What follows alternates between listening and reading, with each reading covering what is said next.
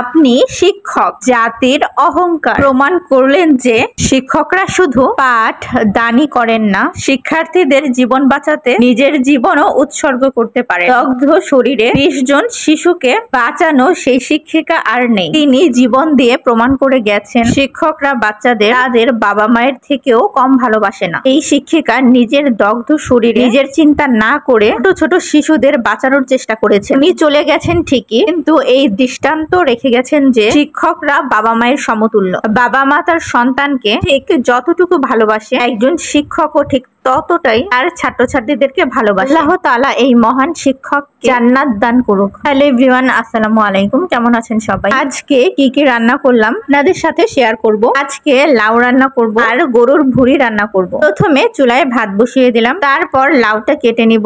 উপর থেকে দেখতে অনেক ফ্রেশ ছিল, তো কাটার পর দেখেন কি অবস্থা। উপর থেকে দেখতে ভালো হলেও লাউটা সম্পূর্ণই নষ্ট ছিল। লাউ রান্না করতে তো অনেকটা লাউয়ের প্রয়োজন, আর লাউ পোড়াটাই যেহেতু পচা, তাই লাউয়ের যতটুকু অংশ রাখা যায় ততটুকু ভাজি করার জন্য কেটে নিলাম। সাথে কিছু আলুও কেটে নিলাম, আর কেটে নিলাম কিছু পেঁয়াজ আর কাঁচামরিচ। আর ফ্রিজে রাখা গরুর ভুঁড়ি বের করে নিলাম। গরুর ভুঁড়ি কোরবানিতে রাখা ছিল, আজকে ফ্রিজ থেকে বের করলাম। আজকে এমন একটা দিন, আসলে কিছুই ভালো লাগছে না, রান্না খাওয়া কিছুই ভালো লাগছে না। চারদিক হাহাকার করছে, বাচ্চাদের আর্তনাদ গুলো আমার কানে বাজতেছে। বিধ্বস্ত অবস্থায় এই বাচ্চাগুলোকে দেখে আর অভিভাবকদের আর্তনাদ দেখে সত্যি আমিও চোখের পানি ধরে রাখতে পারিনি। এত পরিমাণ খারাপ লাগছিল, রাতে ঘুমাতেও পারিনি। এত ছোট ছোট বাচ্চাদের আগুনে ঝলসানো দেহ দেখে কেউই ঠিক থাকতে পারবে না। শুনেছি একটা ক্লাসরুম থেকে নাকি কোনো বাচ্চাই বের হতে পারে। সম্পূর্ণ ক্লাসরুমের বাচ্চাগুলি যেভাবে বেঞ্চে বসা ছিল সেইভাবেই কয়লা হয়ে গেছে। আল্লাহই জানে এই বাচ্চাদের অভিভাবক গুলো কিভাবে এই শোক সহ্য করবে। আল্লাহ পাক তাদের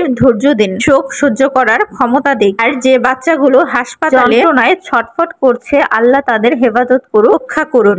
এইদিকে আমার লাউ ভাজি করা হয়ে গেছে, এখন ভুঁড়ি রান্না করব। তাই কড়াইতে তেল দিয়ে দিলাম এবং তেলের মধ্যে পেঁয়াজ দিয়ে দিলাম। পেঁয়াজটা হয়ে আসলে সামান্য একটু পানি দিয়ে দিব, তারপর দিয়ে দিব মরিচের গুঁড়া, হলুদের গুঁড়া, স্বাদ মতো লবণ, আদা রসুন বাটা। সব রকম মশলা দেওয়া হয়ে গেলে মশলাটা কিছুক্ষণ কষিয়ে নিব। মশলা থেকে যখন তেলটা আলাদা হয়ে যাবে তখন তার মধ্যে ভুঁড়িগুলো দিয়ে দিব। বিমান বিধ্বস্ত হওয়ার পর থেকে আমার মনে একটা প্রশ্ন ঘুরপাক খাচ্ছে, বিমান প্রশিক্ষণ এমন জায়গায় হওয়া উচিত যেখানে লোকজন নেই বললেই চলে, কিন্তু এত জনবহুল এলাকায় যার আশেপাশে স্কুল, কলেজ, বিভিন্ন প্রতিষ্ঠান অবস্থিত, সেখানে কেন এই প্রশিক্ষণ ব্যবস্থা করা হলো? এত জনবহুল এলাকায় বিমান প্রশিক্ষণ কেন্দ্র থাকার কারণে আজকে শত শত কোমলমতি প্রাণ চলে গেল। এইদিকে আমার তরকারি হয়ে এসেছে, তরকারিটা হয়ে গেলে চুলা থেকে নামিয়ে নিলাম। যতই মন খারাপ থাক, রান্নাঘরের কাজ করাটা মেয়েদের জীবনের একটা অংশ, তাই রান্নাঘরের কাজ তো করতেই হবে। আমি এবং আপনারা সবাই বাচ্চাগুলোর জন্য দোয়া করবেন।